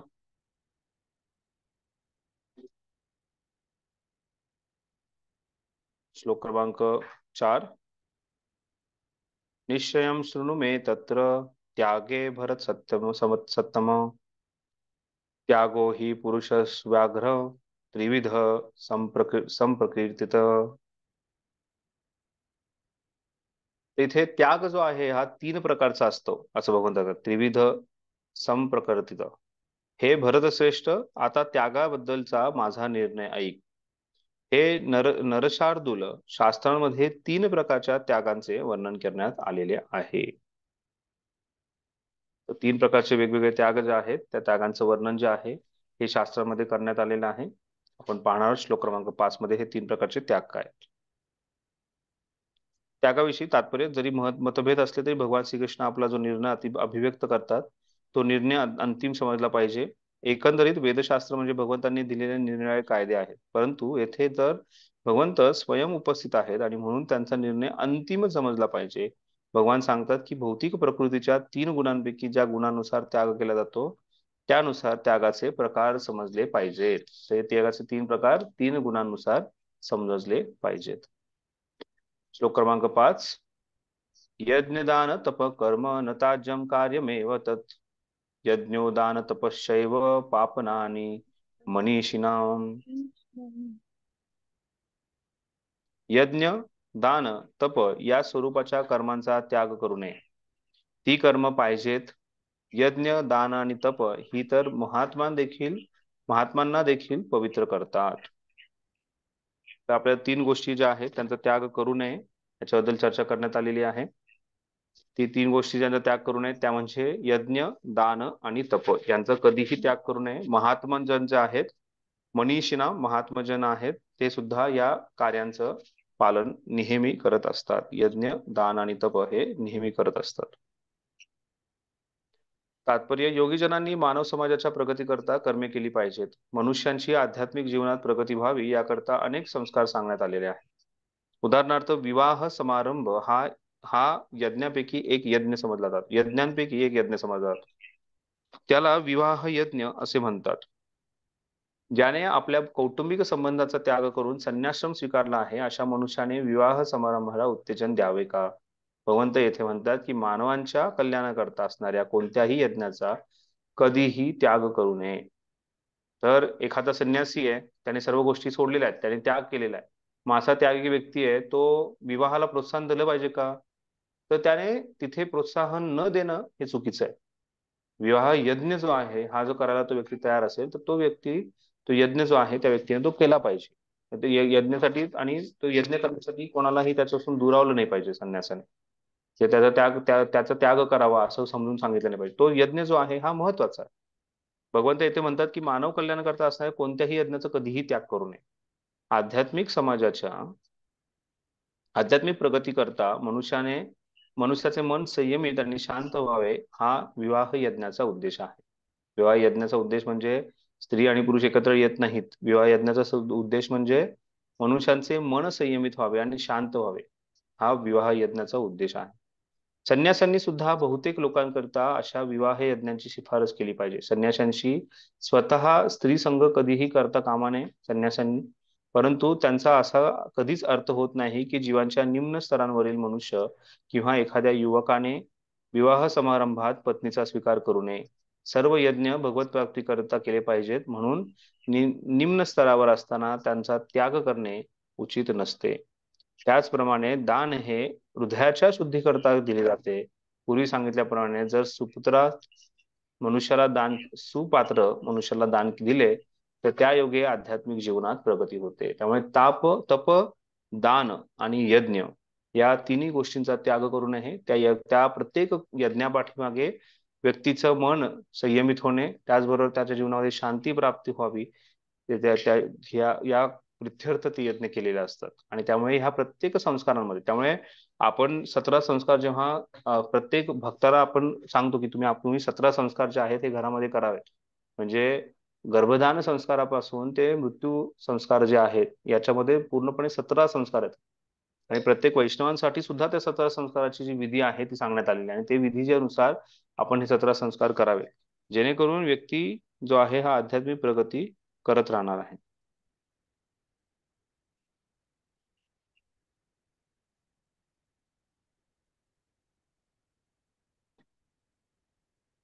श्लोक क्रमांक 6. एतानपि तु कर्माणि संगम त्वक्ता फलानि च कर्तव्यानीति मे पार्थ निश्चितम मम उत्तमम. ही सर्व कर्मे कोणत्याही प्रकारची आसक्ती किंवा फलांची अपेक्षा विना केली पाहिजेत. हे पार्थ, ही कर्मे कर्तव्य बुद्धीने केली पाहिजेत, हे माझे अंतिम मत आहे. तर हे कोणतेही कार्य करताना, आता आपण पाहिलं की वेगवेगळ्या प्रकारचे कार्य जे आहेत हे व्यक्ती करत असतो, हे कार्य करताना त्या व्यक्तीचा, त्याच्या पाठीमागचा उद्देश काय, त्याचं त्याचं त्या व्यक्तीचं जे काय आहे मूड कसला असला पाहिजे याच्याबद्दल भगवंत चर्चा करतात. ही सर्व कर्मे कोणत्याही प्रकारची आसक्ती किंवा फलाच्या अपेक्षा विना असणं गरजेचं. कर्माची आसक्ती असणं गरजेचं आहे, आणि त्याचबरोबर फळाची अपेक्षा जी आहे ती ठेवायची नाहीये. म्हणजे कर्माची आसक्ती म्हणजे मी करताय हे नाही समजणं. आपण छोट्यात छोटी जरी गोष्ट केली तरी आपल्याला वाटतं की सगळ्या जगाला कळावं की मी केलंय हे. आपण स्वतःला करता सांगण्यासाठी फार उत्साहाने भाग पुढे येतो. तर ती जी अपेक्षा आहे की मी करता आहे, किंवा त्याची जी आसक्ती ती दूर गेली पाहिजे, आणि कर्मफळाची अपेक्षा ठेवली नाही पाहिजे. हे कर्म केल्यानंतर मला अशा प्रकारे फळ प्राप्त व्हावं, ही अपेक्षा ही व्यक्तीने ठेवली नाही पाहिजे. आणि त्याचबरोबर हे कर्म कर्तव्य बुद्धीने केले पाहिजे, हे माझे अंतिम मत आहे. तर आपण हे याच्या आधीही भगवंतांनी या गोष्टीवर चर्चा केलेली आहे की कर्म करत राहायचंय कर्तव्य बुद्धीने, कर्मफळाचा त्याग करायचा आहे, तो स्वतःच नाही ते भगवंतांना अर्पण करायचं आहे. आणि तिसरं की हे आसक्ती विरहित, म्हणजे मी ह्याचा करता नाही असे समजून प्रत्येकाने आपलं कर्म जे आहे हे केलं पाहिजे.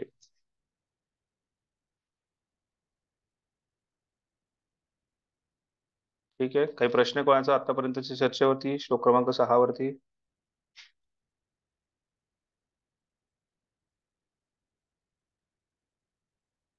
ठीक आहे. श्लोक क्रमांक 7. आता आपण पाहणार आहोत की जे वैराग्य त्यागाचे प्रश्न अर्जुनाने जो विचारलाय, तो त्याग जो आहे तो कशा प्रकारे 3 गुणांवरती निर्भरित आहे याचा आता इथून पुढे चर्चा होत आहे. तो श्लोक क्रमांक 7 मध्ये आपण पाहणार आहोत की त्याग जो आहे, तमोगुणातला जो त्याग आहे त्याची चर्चा होते. नियतस्य तु संन्यास कर्मणो नोप नोप उप उपपद्यते मोहातस्य परित्याग तामस परिकीर्तित परिकीर्तित असं घोषित केलेलं आहे. कशाबद्दल? तमोगुणाबद्दल. काय घोषित केलंय? नियत कर्माचा त्याग कधी करू नये. मोहवश होऊन जर मनुष्याने आपल्या नियत कर्मांचा त्याग केला तर त्यागाला तामसिक त्याग असे म्हटले जाते.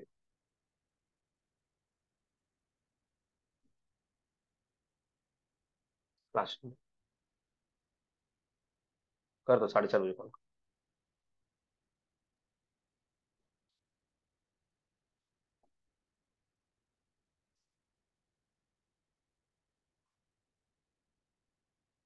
नियत कर्माचा त्याग कधीही करू नये. आपले प्रत्येकाचे काही नियत कर्म आहेत, त्या नियत कर्मांचं जे आहे त्याला प्रिस्क्राईब ड्युटी असं म्हणतात. भगवंत 3ऱ्या अध्यायामध्ये याची चर्चा करताना सांगतात की प्रत्येकाने आपल्या प्रिस्क्राईब ड्युटीज जे आहेत, नियत कर्म जे आहेत हे व्यवस्थितपणे करणं गरजेचं आहे. जेव्हा व्यक्ती आपले नियत कर्म व्यवस्थित करतो तो भगवंतांना प्रसन्न करतो. तर नियत कर्माचा त्याग कधीही करू नये. मोहवश होऊन जर मनुष्याने आपल्या नियत कर्माचा त्याग केला तर त्या त्यागाला तामसिक त्याग असं म्हटले जाते.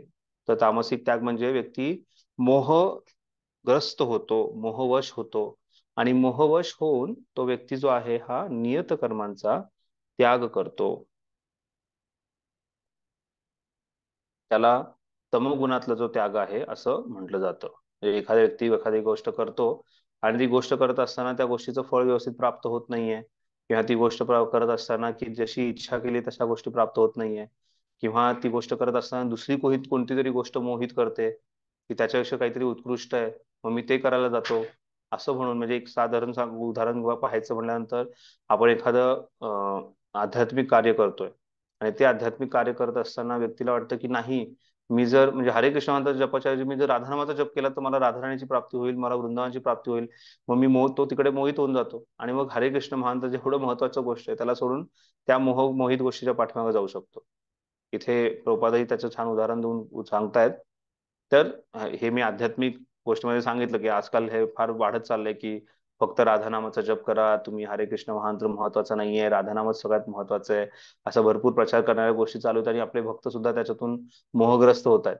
आणि त्या मोहग्रस्त होऊन ते त्या गोष्टीचं पालन जास्तीत जास्त करतात आणि हरे कृष्ण महामंत्र किंवा जी प्रभुपादांनी दिलेली जी भक्तीची विधी आहे त्याचं पालन कमी प्रमाणात करतात.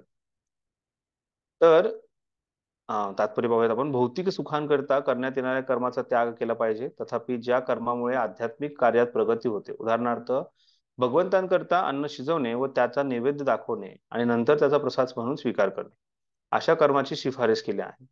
असे म्हटले जाते की संन्यासाने स्वतः करता अन्न शिजवू नये. स्वतः करता अन्न शिजवण्यास प्रतिबंध असला तरी भगवंतांकरता अन्न शिजवणे निषिद्ध नाही. तसेच आपल्या शिष्यांची कृष्ण भावनेची प्रगती व्हावी म्हणून एक संन्यासी त्यांचा विवाह संपन्न करू शकतो. जर कोणी अशा विहित कर्मांचा त्याग केला तर तो तमोगुणी कर्म करीत आहे असे समजावे. तर प्रभुपाद उदाहरण देतात संन्यासांचं. संन्यासाला अन्न शिजवणं वर्जित आहे, मग त्याने त्याचा त्याग केला तर हे तमोगुणाचा त्याग आहे.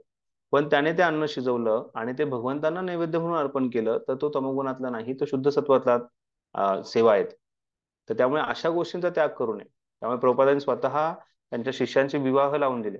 संन्यासांनी विवाह लावणं काय, विवाहामध्ये उपस्थित राहणं योग्य नाहीये, पण तरीही प्रभुपादांनी ती गोष्ट केली कारण जेणेकरून त्यांच्या आध्यात्मिक प्रगती होईल. नाही तर ते नको त्या गोष्टी प्रकारे नका त्या प्रकारचे संबंध ठेवून व्यभिचार जर त्यांच्याकडून वाढत असेल तर त्यांची आध्यात्मिक प्रगती होणार नव्हती. म्हणून प्रभुपादांनी त्यांचा विवाह संपन्न करून त्यांच्या विवाहाचा यज्ञ करून त्यांना एकत्र आणलं आणि जेणेकरून त्यांच्या कृष्ण भावनेमध्ये प्रगती व्हावी त्यासाठी त्यांना मदत केली. तर असं कार्य जर संन्यासाने केलं तर तो त्याग नाहीये. तो त्याग जो आहे ते जे कार्य आहे, ते कर्म जे आहे ते योग्य आहे. पण त्यात संन्यासाने कोणती गोष्ट करू नये. जसं बऱ्याच वेळा हा प्रचार म्हणजे वेदिक ग्रंथातही लिहिले की संन्यासाने समुद्र ओलांडून जाऊ नये. जर प्रभुपाद संन्यासी असताना समुद्र ओलांडून गेलेच नसते तर आता आपण कुठे असतो काहीच माहित नाही. कोण आध्यात्मिक जीवनच आपल्याला माहित नसतं काय, प्रगती तर दूरची गोष्ट आहे. तर त्यामुळे प्रभुपादांनी त्या गोष्टीचा त्याग केला नाही की बाबा हे जे कर्म आहे समुद्रापलीकडे जाऊन पाश्चात्य देशात प्रचार करण्याचं कर्म आहे, त्या गोष्टीचा त्याग नाही केला प्रभुपादांनी. ती गुरु आज्ञा आहे म्हणून स्वीकार करून त्या गोष्टीचा प्रचार प्रसार केला आणि त्याचा लाखो जणांना त्याचा मदत होतीये. त्यामुळे तमोगुणातला त्याग म्हणजे जे कर्म नियत कर्म आहेत त्याचा त्याग करणे. नियत कर्माचा त्याग कधी करू नये, पण मोहवश होऊन नियत कर्माचा जो व्यक्ती त्याग करतो त्याला तमोगुणी त्याग म्हणून ओळखलं जातं. तमोगुणी त्याग म्हणजे मोहग्रस्त होऊन नियत कर्मांचा त्याग करणे, याला तमोगुणी त्याग असं म्हटलं जातं.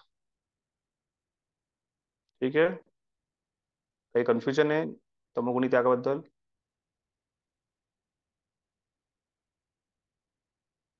ठीक आहे, पुढे श्लोक क्रमांक 8. दुःखमिति एव यत् कर्म काय क्लेश भया त्यज्यते सकृत्वा राजसं त्यागम नैवम त्याग फलम लभेत. जो मनुष्य नियत कर्मांना कष्टप्रद समजून किंवा ते शरीराला क्लेश देतील या भीतीने त्यांचा त्याग करतो. पहिला जो आहे हा मोहग्रस्त होऊन पूर्णपणे मोहवश होऊन त्याग करतो तो तमोगुणी आहे. इथे त्या व्यक्तीला कष्टप्रद वाटतात नियत कर्म जे आहेत ते क्लेशदायक वाटतात आणि म्हणून त्यांचा त्याग करतो. त्याबद्दल असे म्हटले जाते की त्याने रजगुणात त्याग केला आहे. असे कार्य कधीही त्यागाच्या उन्नतीच्या दिशेने नेत नाही. तर असे रजगुणातले जे त्याग आहेत ते व्यक्तीला कधीही प्रगती पथावरती घेऊन जात नाही आणि त्याला ते जे आहे हे यत कर्म काय क्लेश भया, त्या व्यक्तीला ते क्लेश असल्यासारखे वाटतात, दुःखदायक वाटतात, कष्टप्रद वाटतात आणि म्हणून त्या गोष्टींचा तो त्याग करतो. तर या त्यागाला महत्व नाहीये. हे त्याग जे आहे हा रजोगुणी त्याग आहे. जो मनुष्य कृष्ण भावनेत स्थित आहे त्याने सकाम कर्म करावे लागते. या भीतीपोटी धनार्जन बंद करता कामा नये. कर्म करून जर एखाद्याला पैसे कृष्ण भावनेत वापरता येत असतील तर किंवा सकाळी लवकर उठल्याने दिव्य कृष्णाचा विकास करता येत असेल तर भीतीने असे कर्म कार्य न करण्याचे काहीच कारण नाही. अशा कार्यांना कष्टप्रद समजायचे कारण नाही. अशा त्यागाला रजोगुणी समजण्यात येते. रजोगुणी कर्माचा फळ नेहमीच क्लेशदायक असते. जर एखाद्याने या भावनेत कर्माचा त्याग केला तर त्याला ज्ञान त्यागाचे फळ कधीच लाभत नाही. एखाद्या गृहस्थ जीवनामध्ये असताना हे कष्ट म्हणजे एक काम करणे, पैसे कमवणे आणि ते पैसे कमवणं अतिशय कष्टदायक आहे, क्लेश आहे. म्हणून मी काम सोडून देतो आणि मग सगळ्यांना जगाला सांगतो की मी त्यागी आहे. त्यात काहीच अर्थ नाहीये, त्याला त्याग म्हणू शकत नाही. आणि तो त्याग जरी असेल तो रजोगुणी त्याग आहे. पण तेच लक्ष्मी, तेच कष्ट जे आहेत हे मी कृष्णाच्या प्रसन्नतेसाठी करतोय. ही जी धन प्राप्ती होती माझं नसून हे कृष्णाचं आहे, हा जर त्याचा भाव असेल आणि कृष्ण सेवेमध्ये जर त्या धन तो लावत असेल तर त्याला ते उत्तम प्रकारची सेवा म्हटली जाईल. त्याला त्याग म्हणणार नाही. त्याला त्याचं जे नियत कर्म आहे तो योग्य प्रकारे करतोय हे समजलंय. पण तो नियत कर्मापासून पळून दूर जातोय आणि तो जो आहे तो अं त्याला ते नियत कर्म जे आहे हे अतिशय कष्टदायक वाटतंय म्हणून त्याचा त्याग करतो. हे रजोगुणी त्याग म्हणून ओळखलं जातं. श्लोक क्रमांक 9. कार्यमिति एव यत् कर्मं नियतं क्रियत अर्जुन संगत्यक्त्वा फलं चैव स त्याग सात्विको मतः. हे अर्जुन, ज्यावेळी मनुष्य नियत कर्म करायलाच हवे म्हणून करतो आणि सर्व प्रकारची भौतिक संगत आणि फळाची आसक्ती सोडून देतो त्यावेळी त्याचा त्याग सात्विक समजला जातो. सात्विक त्याग म्हणजे ज्यावेळी मनुष्य नियत कर्म करायलाच हवे म्हणून करतो. म्हणजे असे सात्विक लोक असतात की बाबा करायचं आहे म्हणून करतात, कर्तव्य म्हणून एक करतात ते, आणि सर्व प्रकारची भौतिक संगत आणि फळाची आसक्ती सोडून देतो त्यावेळी त्याचा त्याग हा सात्विक त्याग असा समजला जातो. खूप चांगल्या प्रकारचा त्याग आहे हा, की तो व्यक्ती त्याग करतो त्यावेळेस संगम तत्व, तो जो आहे भौतिक संगत जे आहे आणि फळाची अपेक्षा या दोन्ही गोष्टी सोडून देतो आणि त्याचबरोबर हे नियत कर्म करायलाच हवे म्हणून ते करतो. मला हे नियत कर्म आहे माझं, हे कर्म मला हे करायलाच हवे, ते मी करत राहणार आहे. त्यात कुठल्याही गोष्टीचा अडथळा आला तरी मी ते करत राहणार आहे आणि ते कष्टदायक नाहीये माझ्यासाठी, किंवा ते जे आहे हे तो कुठल्याही मोहग्रस्त होऊन मोहवश होऊन त्याचा त्याग करत नाहीये. अशा प्रकारच्या कार्याला तो व्यक्ती तशा प्रकारचा जो त्याग आहे त्याला सात्विक त्याग असा समजला जातो. नियत कार्य कर्तव्याच्या भावनेने केले पाहिजे. मनुष्याला फलासक्ती सोडून कर्म केले पाहिजे आणि कर्माच्या गुणांपासून अलग झाले पाहिजे. कारखान्यात कृष्ण भावनेने कर्म करणारा मनुष्य स्वतःला कृष्ण भावनेतील कारखान्यातील कार्यात गुंतवून ठेवत नाही अथवा कारखान्यातील कामगारांचा संग करीत नाही. तो केवळ श्रीकृष्णांकरिता कर्म करीत असतो आणि ज्यावेळी तो कर्मफळ श्रीकृष्णांना अर्पण करतो त्यावेळी तो दिव्य स्तरावर कार्य करीत असतो. बऱ्याच वेळा ही जी तरुण मुलं जे आता जॉब करायला लागलेत ते जॉब करत असताना म्हणतात की Prabhuji social life is important. आम्हाला कंपनीतल्या लोकांबरोबर थोडं राहावं लागतं, त्यांच्या शनिवार रविवारच्या ज्या पार्ट्या असतात त्याच्यामध्ये जावं लागतं. मग आम्ही तिथं गेलं नाही तर मग आमचं त्यांच्याशी संबंध होणार नाही, संबंध झाले नाही तर मग आम्ही काहीतरी वेगळे राहू. तर इथे भगवंत सांगतायत की त्या भौतिक संगतीत राहून आपण जर प्रभावित होत असेल, त्याच्यातून आपण जर आपल्या भौतिक गोष्टींकडे कल वाढत असेल तर त्याचा त्याग करणं योग्य आहे. त्याला सत्वगुणी त्याग म्हटलं जातं. म्हणजे बऱ्याच वेळा असं झालेलं आहे काही काही लोकांच्या संगतीमध्ये. एक मुलगा होता, तर त्याला बॉडी बिल्डिंग ट्रेनिंग मध्ये आपलं करिअर करायचं होतं. तर त्याला वारंवार त्याच्या वरिष्ठांनी सांगितलं होतं की तू हे करू नकोस, तुझ्यासाठी योग्य नाहीये. तो म्हणाला बस प्रभूजी, त्याच्यामध्ये पैसे भरपूर आहेत, मी 2 वर्ष तेवढं करतो आणि मग ब्रह्मचर्य आश्रम मी जॉईनच करणार आहे. तर त्यांनी सांगितलं समजून पुन्हा की नाही, तू ब्रह्मचर्य आश्रम जॉईन करू शकत. तिथे वेगवेगळ्या मुलं मुली येतात, ते येतात कशासाठी, ते आकर्षक बनण्यासाठी. त्याच्यामध्ये खूप रजोगुण आहे, रजोगुणाने तू वाहून जाशील. पण तरी तो म्हणाला, तो अतिशय त्याला विश्वास होता, तो म्हणाला नाही मी नक्कीच परत येईल आणि मला तेवढा कॉन्फिडन्स आहे, मी तेवढं ज्ञान अर्जन केलेलं आहे, तेवढी भक्ती केलेली आहे. पण 2 वर्षानंतर तो कुठल्या तरी मुलीच्या प्रेमात पडला, त्या मुलीने त्याला फसवलं, त्याच्यानंतर तो परत दुसऱ्या मुलीच्या प्रेमात पडण्याचा प्रयत्न केला, ब्रह्मचर्याश्रम तो दूर राहिला, त्याने हरे कृष्णाचा जप बंद करून टाकला होता, त्या दुसऱ्या संघामध्ये त्याने त्या वाईट सवयी लागल्या त्याला, त्याने नशापान सुरू केलं, असं करून त्याने पूर्णपणे तो भ्रष्ट झाला. तर सांगण्याचं तात्पर्य हे आहे की आपण जे काही कार्य करत आहोत हे श्रीकृष्णांसाठी करायचंय.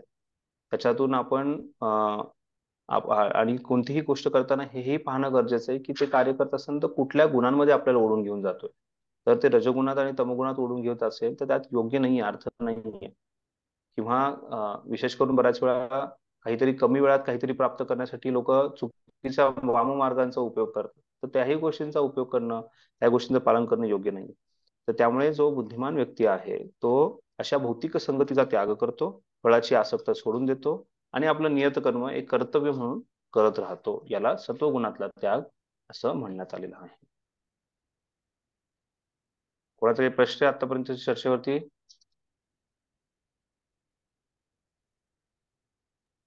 तर इथे प्रभूजी, हा कर्मयोगाद्वारे त्याग म्हणजे वैराग्य का म्हणू शकतो नाही, का हा त्याग म्हणजे वैराग्य नाहीये. वैराग्य ह्या त्यागाच्या वेगवेगळ्या त्यामुळे व्याख्या सांगितलेल्या आहेत तिथे, की जो त्याग आहे कशा कशा प्रकारचा त्याग येतो, काय काय गोष्टी सोडायच्या, काय करायच्या नाही. वैराग्य म्हणजे म्हणजे रजोगुणातील वैराग्य, तमोगुणातील वैराग्य, सत्वगुणातील वैराग्य असं म्हणता येतं का त्याला, त्या त्यागाला? नाही, असं म्हणू शकत नाही आपण. वैराग्य म्हणजे व्यक्ती अनासक्त होतो, हळूहळू प्रत्येक गोष्टीपासून अनासक्त होतो, त्याला वैराग्य म्हणू शकतो. त्याग म्हणजे आपण आपल्या कार्याद्वारे तो त्या गोष्टी वाहून देतो, सोडून देतो आपण त्या गोष्टी.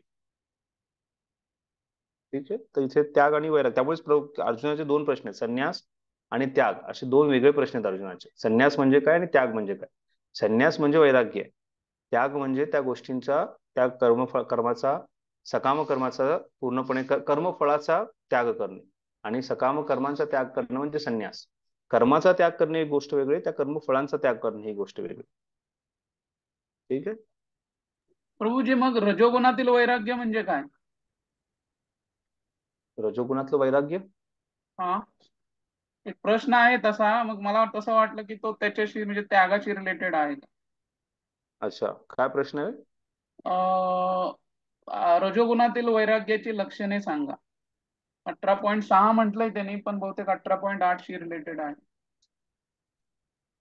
अच्छा,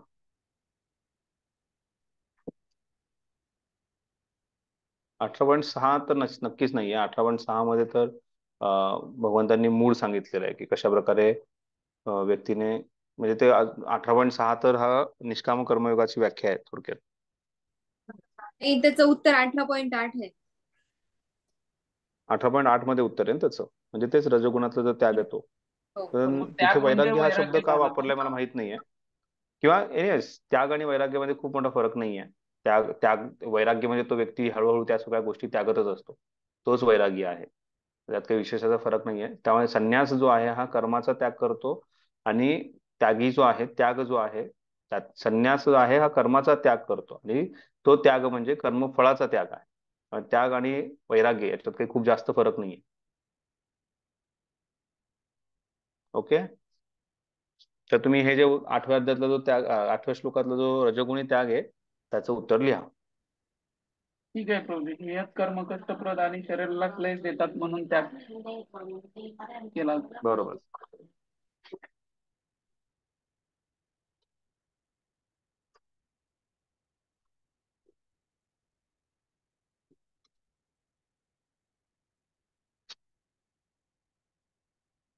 ठीक आहे. श्लोक क्रमांक 10.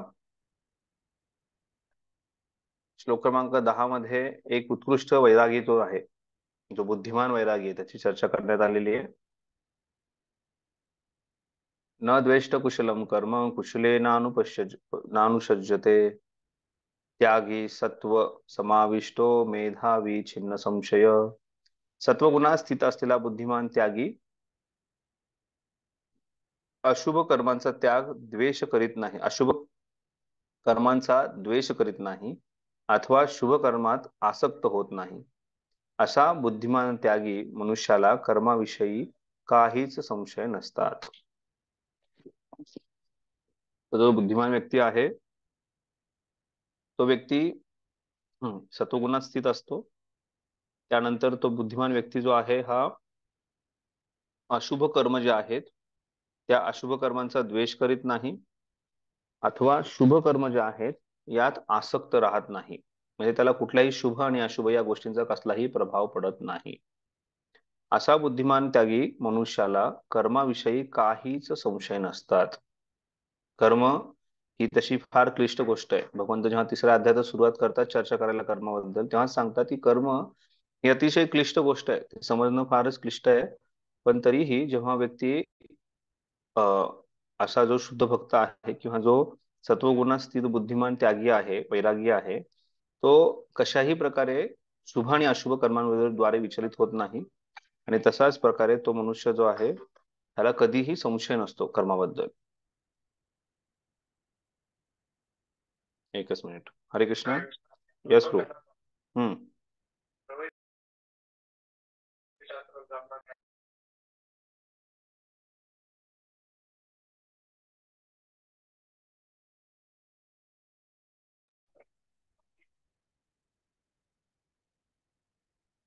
तात्पर्य कृष्ण भावनावित मनुष्य किंवा सत्वगुणी मनुष्य दुसऱ्या कोणाचाही द्वेष करीत नाही अथवा त्यांच्या शरीराला पीडा देणाऱ्या कोणत्याही वस्तूचाही द्वेष करीत नाही.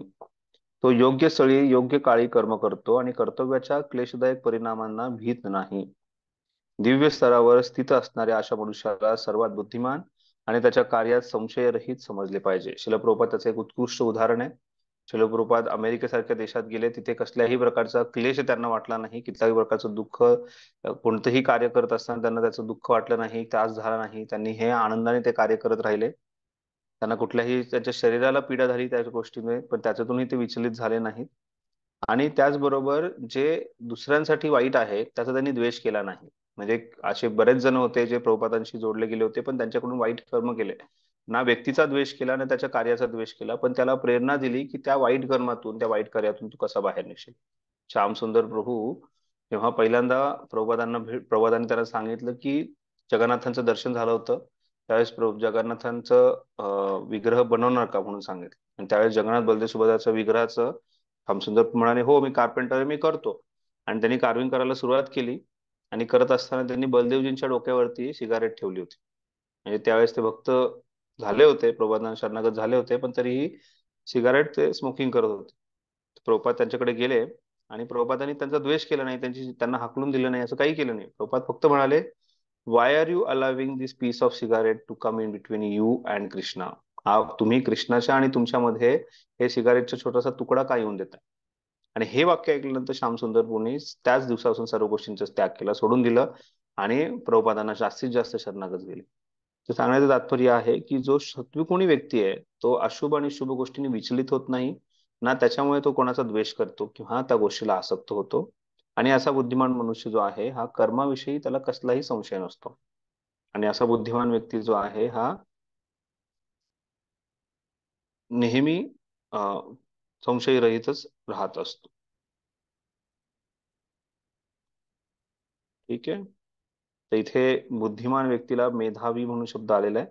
त्यागी सत्व समाविष्टो मेधावी छिन्न संशय. असा जो मेधावी बुद्धिमान व्यक्ती आहे त्याचा संशय जो आहे हा छिन्न झालेला आहे. संशय जो आहे हा दूर झालेला आहे. श्लोक क्रमांक 11. नहि देवभूता शक्यम तक्तुम कर्मान शेषतः यत्सु कर्मफल त्यागी स त्यागीत्यभिधीयते.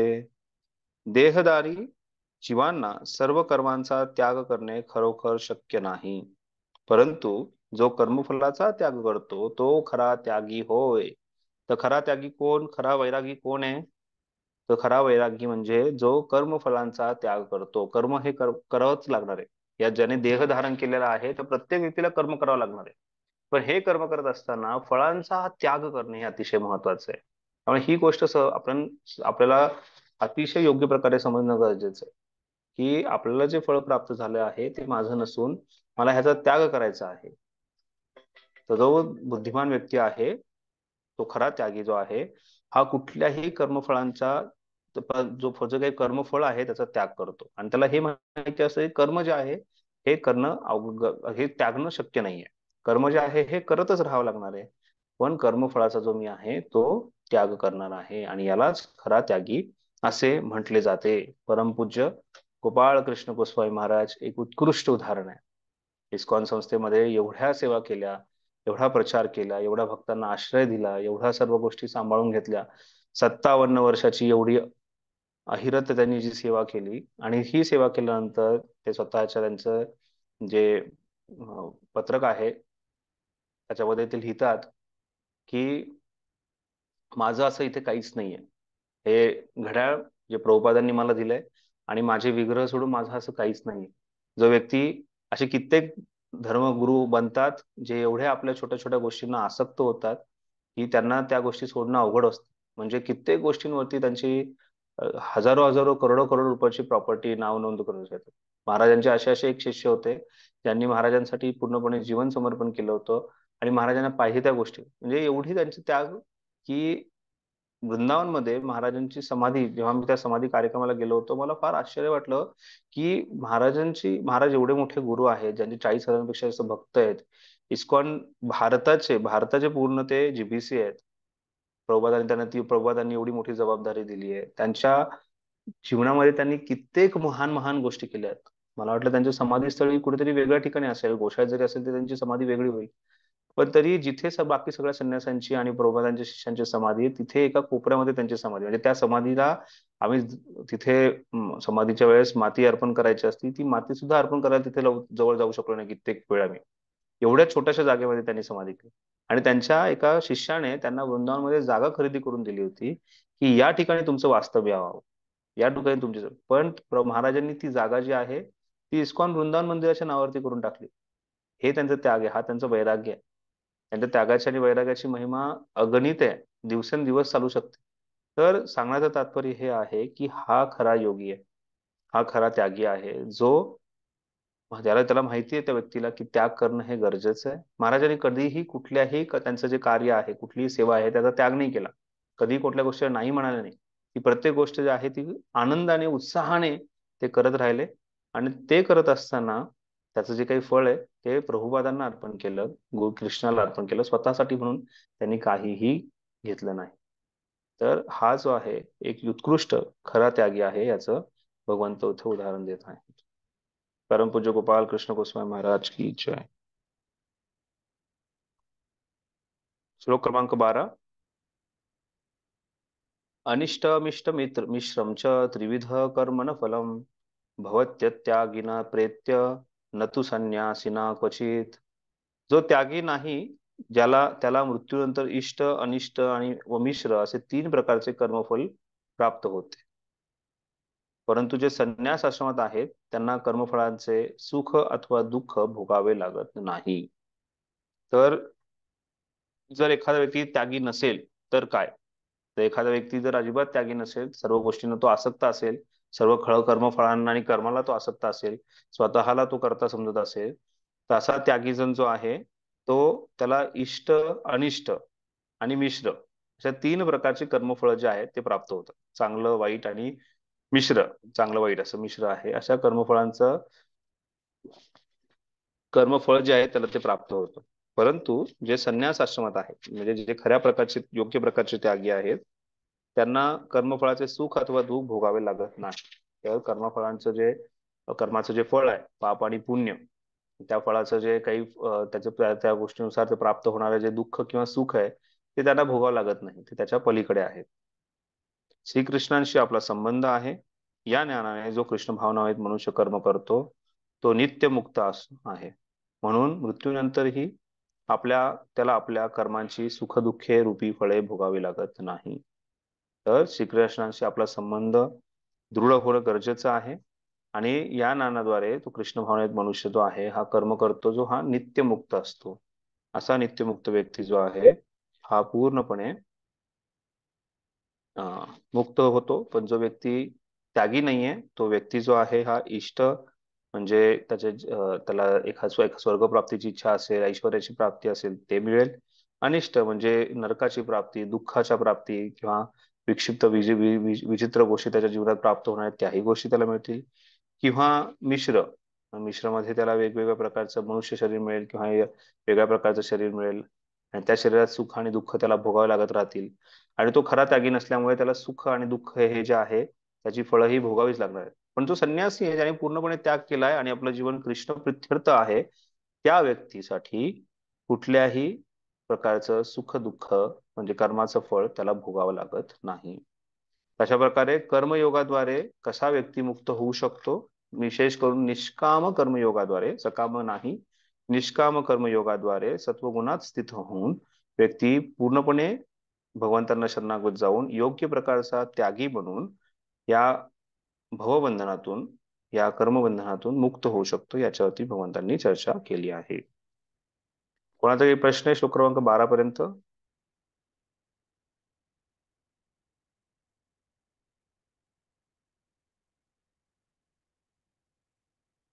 ठीक आहे, आपण इथे विराम देऊयात.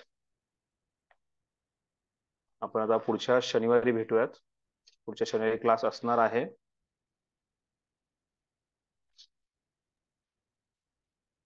प्रभुजी हा राग